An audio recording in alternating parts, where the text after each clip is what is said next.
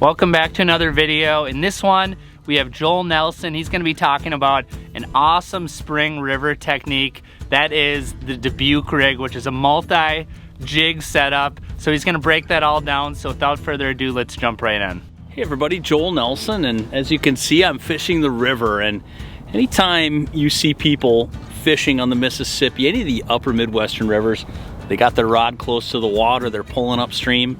Typically they're dragging, and one of the best rigs or techniques for dragging upstream during the spring and even early summer bite on these rivers is to do it with something called a Dubuque Rig. Now, you'll see right away, I've got a lot going on here. I've got, at the foundation of this thing, a three-way swivel. And that's where the basis of the Dubuque Rig starts. And a Dubuque Rig is quite simply just a dropper on the bottom end of a three-way swivel that goes all the way down to a heavier bait on bottom.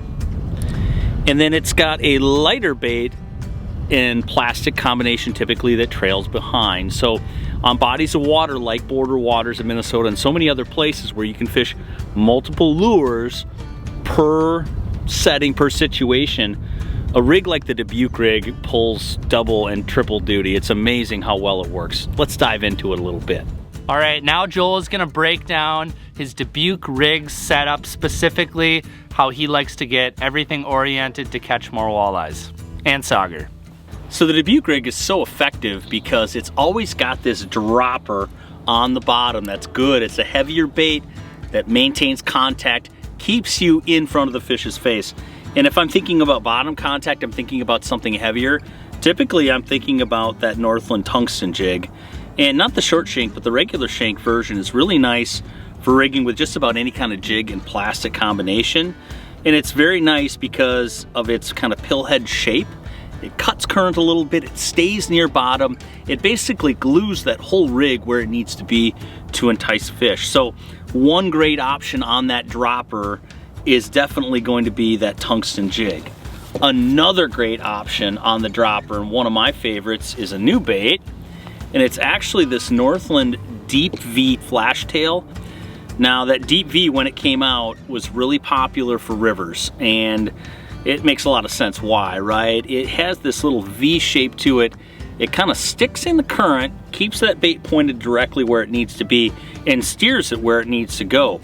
Because of that, it does cut current a little bit. It drops down towards the bottom really well.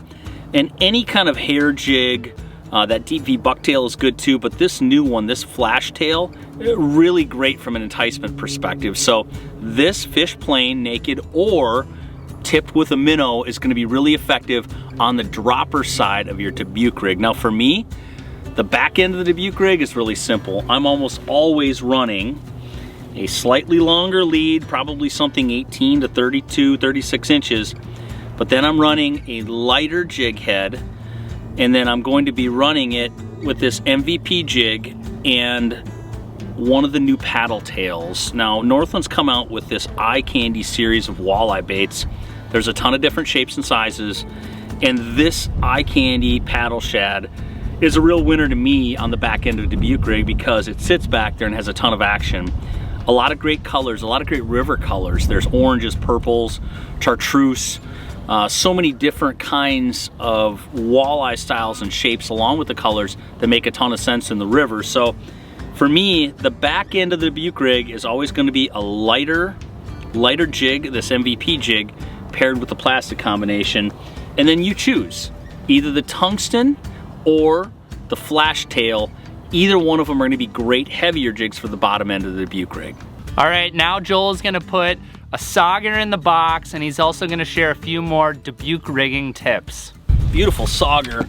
And this fish, as you can see, went ahead and ate that trail bait. And there's some days that you're gonna fish with this Dubuque Rig and you're gonna catch fish primarily on the bait that's trailing, that lighter one. It kind of sachets seductively in the current. It shows up and it kind of flashes around with the paddle shad on it. It's just a wonderful combination. Chartreuse, a dynamite river color. But you're gonna have other days, we're gonna keep this one for the box. You're gonna have other days definitely where that dropper, the heavy duty bait, whether you choose that flash tail, whether you choose a Deep V bucktail, or whether you choose a tungsten jig, maybe with a little bit of bait, there's gonna be days where that dropper jig is gonna be near bottom. Those fish are gonna be belly to bottom. That's gonna be the jig that produces fish, but it always helps to cover both zones at the same time, because with changing light levels throughout the day, especially in these rivers, it's dark water, a little bit of light can make a huge difference. So it's nice to cover both zones effectively, pull through pods of fish, and I've seen it very commonly where you'll get some eater fish maybe on the bottom one, and maybe some of the bigger, better fish are gonna chase after that trail bait. So again, it's a versatile system. It's a great way to fish. Find some current seams, areas where fish can hide in the slack water, reach out into the current to go grab some of these baits as they're coming through. It's a really effective way to get bit in the spring on Midwestern rivers. Next up, Joel is gonna share a few tips for finding good locations for plucking up spring walleyes in river systems. So reading water can be really important when fishing spring rivers in general. And so often we're looking for those current seams. Now, it's pretty simple a lot of times to roll up and down the river with your side imaging on, see where pods of fish are. Quite often they're already concentrated on those current seams, but it's also nice from afar to be able to read water, because if you look over behind my shoulder, we've got an area of trees. The current's coming at us. The current's coming right at your face right now. And we've got a current seam set up on this edge where it's really fast rushing water in the center of the channel here, but then those trees kind of break it up and make some slack water. That line between the slack water and the main channel current, that is the current seam that I keep talking about. That is a wonderful place to drag Dubuque rigs. If you look through the trees, the other side, you're gonna have a similar situation. There's a little bit of an outside bend out there. You're gonna have the main river channel and its faster moving water, and then you're gonna have the slack water up against the trees. There will be a seam there as well.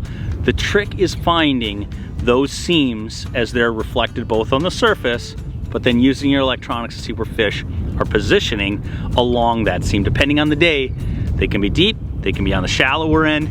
They really respond to what they feel around them. So again, being able to find those fish, read the water locationally, and then be able to present baits in a dragging style fashion like the Dubuque rig, it's a dynamite way to get them. Now Joel is gonna break down his optimal rod setup for handling walleyes and utilizing this rig. Whew, nice. You can see it's a little bit of a mess at times. There's line management to pay attention to. And that brings up my next point. When I talk about line management, you'll see the rod that I'm fishing with actually fairly lengthy. This one's a 7'3" medium power extra fast action rod. And that's really important because, here, let me get this one in the box. A longer rod is really important when you're Dubuque rigging, because so often just a small change in the angle at which you're holding the rod can make all the difference. We're setting up along these current seams, which at times can be extremely narrow. The difference between this and this can either put you into the zone or take you out of it. So having that extra reach just at your fingertips, being able to position your rod back and forth, is really effective. I also like the longer rod when you have all that extra hardware hanging off your rig. Remember, you've got two separate leads going on off of that three-way swivel. That's again where a longer rod helps with management of that whole mess.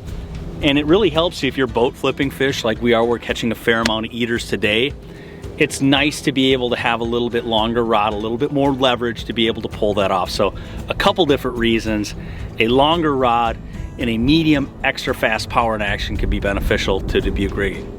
Well, that's about all we got for you in this one. Thanks for sticking all the way to the end. Thanks to Joel for sharing a bunch of good info. If you enjoyed this video and you learned something, make sure to hit that little red subscribe button down below, because we have a lot more awesome content coming in the future. And until then, we will see you in the next one.